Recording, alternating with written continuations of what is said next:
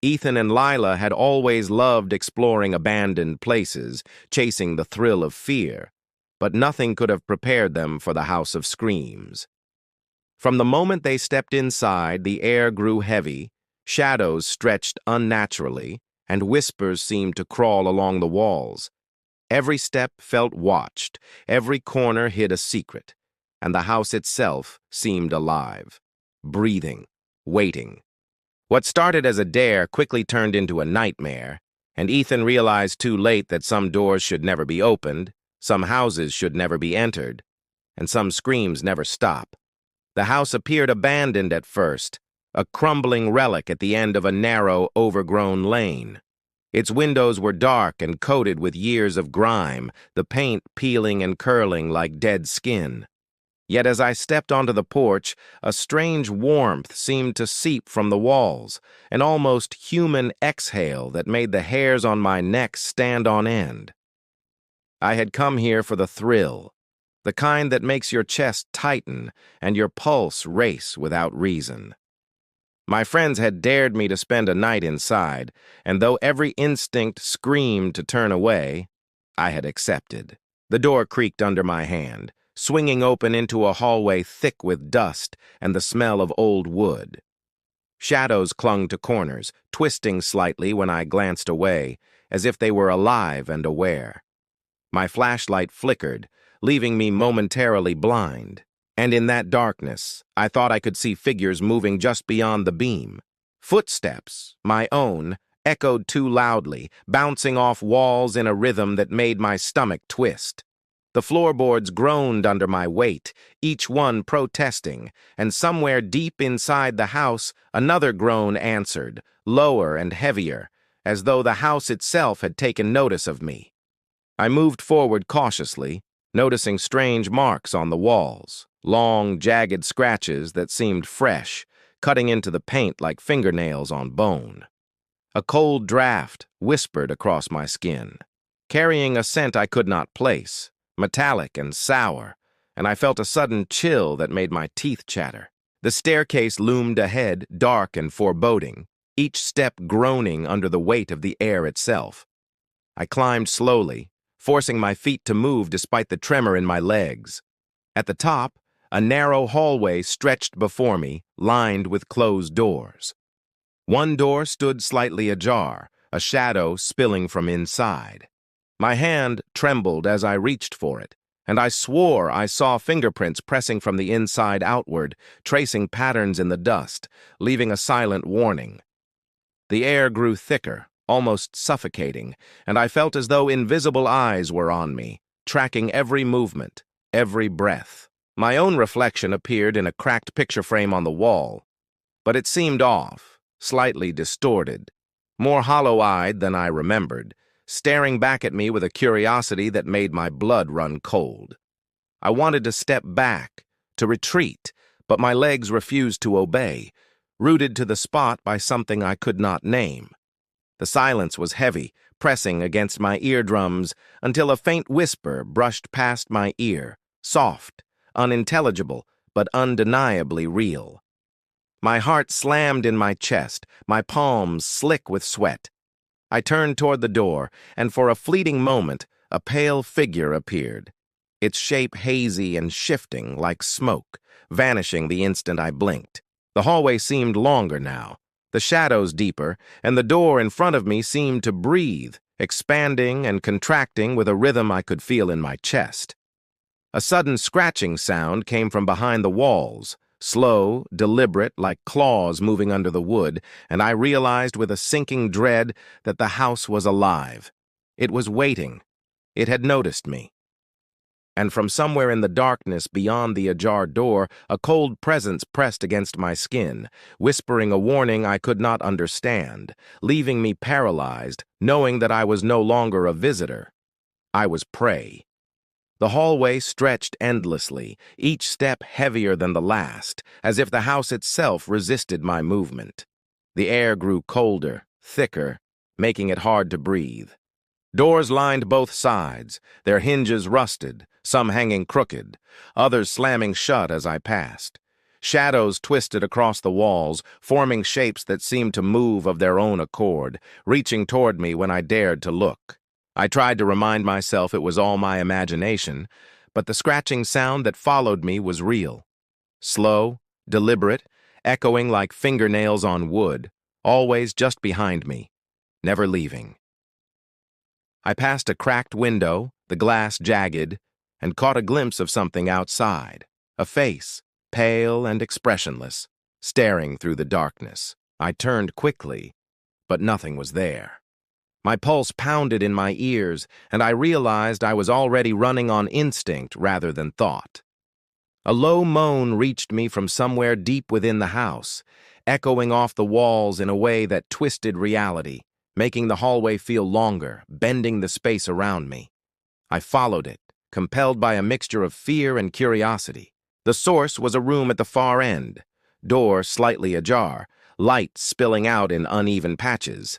Inside, a large mirror dominated the space, framed with ornate carvings that looked like writhing faces, frozen in silent screams. My reflection stared back at me, but it wasn't quite right. My skin was gray, my eyes sunken, and the corners of my mouth lifted in a smile I hadn't made. I stumbled back, heart hammering, and my reflection mirrored the movement, taunting me, grinning wider. The mirror fogged suddenly, as if breathing out, and words appeared, wet and trembling. "Leave before it sees you." I froze, unable to move, unable to speak, my chest tight with fear. The fog thickened, and behind the words, shadows began to coalesce, pale shapes forming faces twisted in anguish, pressing against the glass from inside. They whispered in voices that were mine but not mine, repeating my fears, my regrets, my secrets. I realized then that the house knew me. It knew more than I should have allowed. The moan became a scream, deafening and impossibly close, as if coming from every corner at once.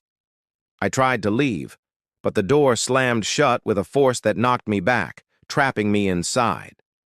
The mirror now reflected not only me, but dozens of faces, all pale, hollow-eyed, and grinning in silence, pressing against the glass as if begging for release or warning me of something far worse. The room seemed to breathe, contracting and expanding, and I felt the air around me thicken, almost solid, pressing against my chest. A faint scratching began again, this time from inside the mirror itself, as if whatever lived behind it was trying to escape. I wanted to scream, to run, to break something, but my limbs refused to obey. Every instinct told me to leave. Yet a terrible fascination held me, drawing my gaze back to the glass. And then, from the corner of my eye, I saw a pale hand appear in the reflection, reaching toward me, pressing against the surface as if it could pass through, and I realized with a sinking terror that I was no longer alone in the room.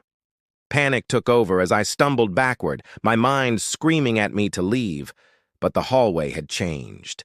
The doors that had been closed before now gaped like mouths, dark and endless, some moving slightly as if breathing. Every corner I turned seemed to stretch farther than it should, the house twisting in impossible ways. I tried retracing my steps, but the layout no longer made sense. Stairs looped back on themselves, hallways bent at unnatural angles, and I realized the house wasn't just haunted. It was alive, reshaping itself around me. A faint rattling sound drew me forward, metallic and sharp, echoing like something dragging along the floor. I followed it, even as my stomach twisted with fear. I passed a room filled with broken toys, the remnants of children's play long abandoned, but as I looked closer, my blood ran cold. The toys moved, slowly at first, a doll rocking, a toy train rattling along invisible tracks, but then faster, tumbling toward me with intent, as if they had been waiting for me all along. I ducked, my flashlight bouncing wildly, catching glimpses of their pale, painted faces frozen in smiles that were far too wide, eyes too knowing.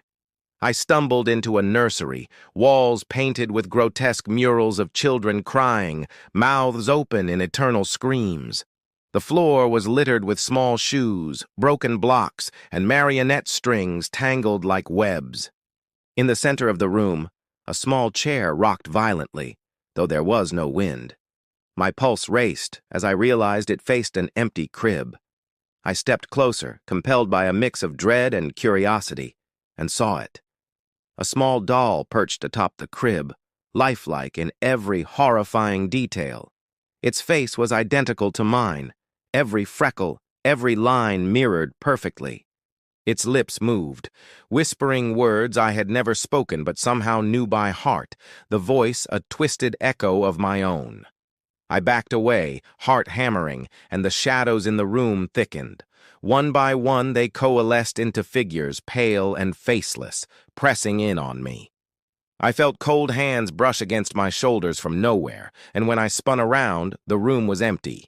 Yet the whispers didn't stop. They swirled around my head, growing louder, overlapping, repeating my fears, my regrets, my deepest secrets.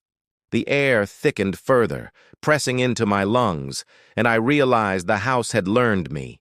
It knew me in ways that made me shiver with terror. I tried to run, but the door slammed shut violently, throwing me off balance. The room seemed to pulse with a life of its own, shadows stretching along the walls like long fingers, reaching for me. The doll stared at me now, eyes glowing faintly in the dim light, its grin wider, mocking. Behind it, I saw movement in the crib, shadows writhing like something alive, growing taller and darker, feeding off my fear. A shiver ran down my spine as I understood a horrifying truth. This house didn't just trap people. It twisted them, reflected them, and stored their very essence within its walls. And in that moment, I realized I had already begun to change. Desperation drove me toward the only exit I could imagine. A window at the end of the hallway. I yanked it open, the frame splintering under my weight, and climbed onto the roof, the cold night air biting through my clothes. Relief surged briefly, but it was short-lived. From below, the house seemed to groan, walls bending in impossible ways, windows opening and closing like watching eyes. Every shadow inside moved in unison, faces pressing to the glass, staring up at me, pale and grinning. One figure stood out, a small, hollow-eyed child, perfectly still, pointing upward. My blood ran cold as I realized its mouth was moving, forming words in reverse, a silent chant that I could somehow understand. "You belong to us." I froze, unable to look away. The rooftop beneath me shifted slightly, subtle but undeniable, tilting as though the house itself were testing my balance, gauging my fear. I felt the boards beneath my feet quiver, and with each passing second, the shadows inside grew darker, their faces more defined, pressing closer to the windows, their eyes following my every movement. A low, wet scratching began from the edge of the roof, and I realized with a shiver that claws had dug into the shingles, climbing toward me. The air grew thick with whispers, many voices overlapping, chanting in a language I didn't know but understood perfectly. A language older than the house itself, older than me. I tried to move, tried to step back, but my legs trembled violently, refusing to cooperate.